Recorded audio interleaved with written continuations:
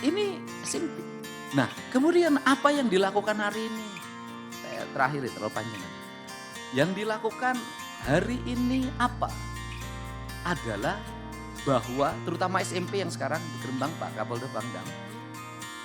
Berkelahi. Itu bukan lagi berkelahi seperti zaman dulu. Pukul, jambak, habis itu salaman. Bukan. Hari ini sudah mengarah pada kriminal. Saya nggak tahu sudah berapa puluh ibu-ibu datang ke rumah minta dibantu anaknya dirawat di rumah sakit, dibacok pakai celurit oleh temannya.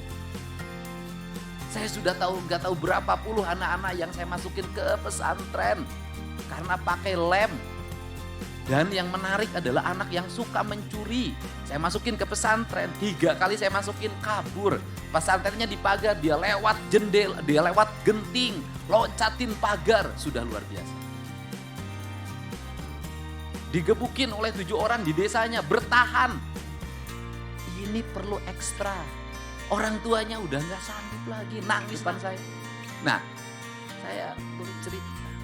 Beberapa hari yang lalu, di Purwakarta ada 2 orang remaja SMP kelas 2 membunuh kakeknya karena dilarang keluar rumah pinjam motor jam 11. Dan ketika ditanya oleh penyidik, apa yang kamu rasakan? Saya bangga telah bisa membunuh. Pertanyaannya adalah, siapa yang bisa menyelesaikan ini? Orang tuanya sudah tidak sanggup. Apakah cukup hanya diamati?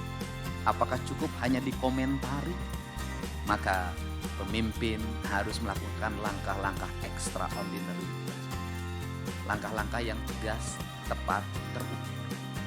Maka kemarin dimulai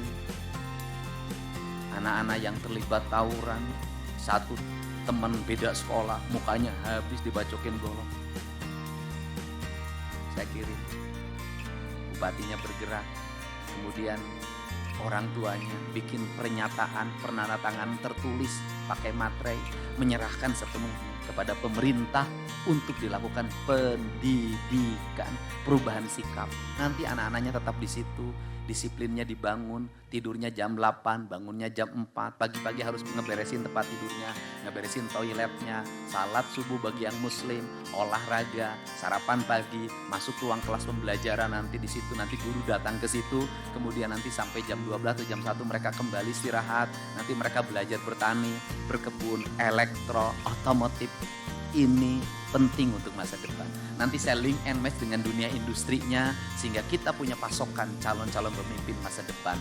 Tidak semua orang yang nakal ketika remaja gagal di masa depan asal mau melakukan perubahan.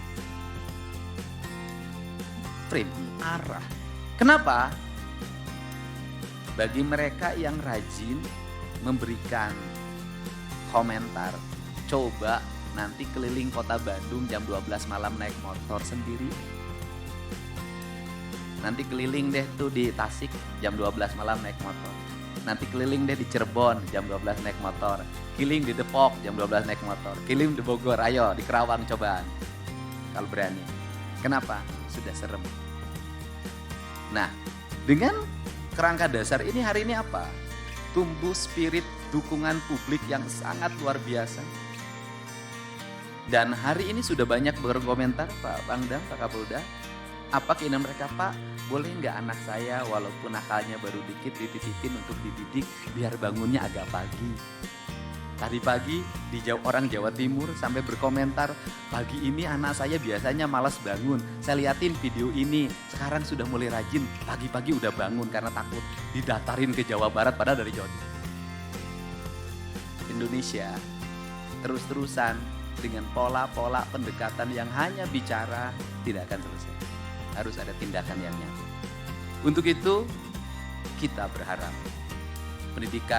pola pendidikan Pancawalo ini cager, bager, bener, pinter, singer. Nah yang terakhir singer deh. Singer itu apa? Singer itu tanginas. Tanginas itu apa? Tanginas itu dia lebih dulu melakukan apapun dibanding orang lain. Orang lain belum bangun, dia sudah bangun. Orang lain belum mandi, dia sudah mandi. Orang lain belum lari, dia sudah lari. Mohon maaf, saya ngomong ilmiah. Dari sisi jam, Kita ini nggak Tanginas, ketinggalan. Kenapa? Waktu Indonesia Barat, Jakarta pakai. Jadi kalau ngomong bursa saham kita ini ketinggalan 1 jam, 2 jam, 3 jam dibanding negara lain. Kita lebih belakangan. Kenapa? Karena jam kita ini lebih belakangan dibanding jamnya orang lain.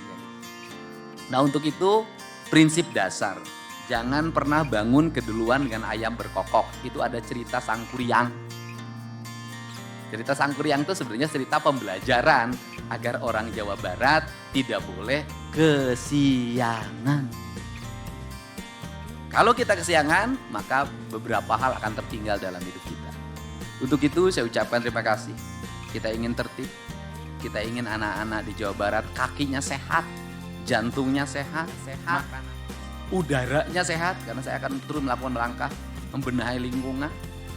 Pola pendidikannya sehat, tidak terlalu banyak pungutan, bahkan bebas pungutan. Anak-anaknya merdeka, guru-gurunya merdeka. Tetapi dia punya visi dan arah yang jelas, bukan kemerdekaan yang tidak jelas arahnya. Untuk itu saya ucapkan terima kasih. Hari ini saya luncurkan namanya Gerbang Pancawaluya Jawa Barat Istimewa, yang di dalamnya itu adalah arah di Provinsi Jawa Barat. Termasuk hari ini saya akan meminta pada seluruh bupati wali kota agar menyiapkan ruang kelas yang baik. Bila perlu harga sekolah itu bangunannya jauh lebih baik dibanding